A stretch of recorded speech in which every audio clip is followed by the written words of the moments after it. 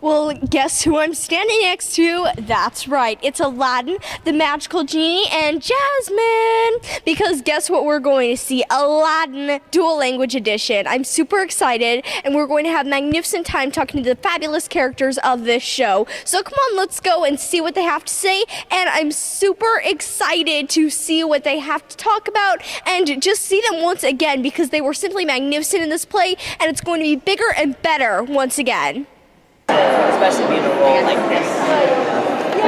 I'm here with Sarah Kennedy, who plays the magnificent Princess Jasmine. I must bow now. Or curtsy. So what's it like being able to play a wonderful princess in your beautiful dress? Once again, might I add, because you were in the original cast. I was. It's amazing. I love this story, the story of Aladdin. I love Princess Jasmine, mostly because I think she's definitely one of the more rambunctious of the princesses, and so I relate to her a lot in that way. And so she's super fun to play, a very empowered woman, and show little kids that, hey, like, you know, everyone can do this. You can all be on stage. We can all, dance and sing and tell our stories. So that's really why I love doing it. I know, and she's such an amazing person as well. She reminds me of Meredith from Brave, or Meredith actually reminds me of her in a way, because they both relate in such amazing ways. Yeah. And you are just like them as well. And I think you would be a wonderful Disney princess. Well, thank you. Thank you very much. Sarah Kennedy, that would just be fantastic. I think so too. I've always thought so. And I know every girl can be a princess at heart. Yeah. And if you were a princess, what do you think your princess story would be? Ooh, what would my princess story be? Ooh, it would be similar to Jasmine in that she would definitely be very ambitious and a dreamer, and just go for what she wants. Not defined by a man, but if that comes along in the process of living her life, then, wonderful, and I'm all for it. A man should be defined by her.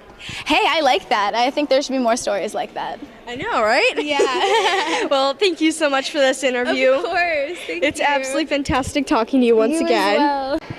I'm here with Dan Sugimoto, who plays Aladdin, or Prince Ali Ababwa, as we can see by your costume. So what's it like being able to play a street rat and then go from street rat to prince, then back to street rat?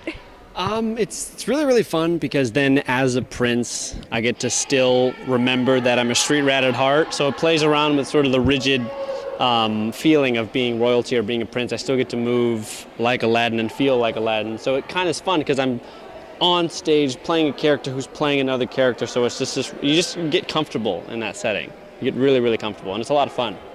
Yeah. So I absolutely love the way that you really had a lot of emotion with Jasmine and everything like that. So where did that come from? I want to know that. Where did that come from? I think that Aladdin in general is coming from a more genuine place, as opposed to being an actual prince in a Disney film or starting off as a prince. I think there's a level of Aladdin that understands a more empathic, emotional side to life just because of what he goes through on a daily basis. So I think it does lead to being able to kind of connect a little bit more easily because what he's gone through and how you relate to him is, I think, a little bit more open-ended. So he's not necessarily stuck in a more grandiose kind of royal love. He can really have those emotions for people. Definitely, and the princes are just I'm here, you're my slave. Yeah. And so that's why he comes from that area, so that's what Jasmine sees, and especially both Sarah and Valeria are very good at having those genuine moments on stage, sharing those moments, and then it's just easy. It's super easy to fall in love with them. Well, thank you so much for this fantastic interview. Thank you. And I hope that you have a magnificent showing, which I know is going through the 8th through the 17th. Yes, it is. So I hope you have a fantastic Awesome. time. Thank you very much. I'm here with Jesse Maldonado, who played the flight attendant, some of the guards, and some of the people who were out on the streets. You played multiple characters. 1, 2, I think it's about 8 of them, yeah. Oh, wow.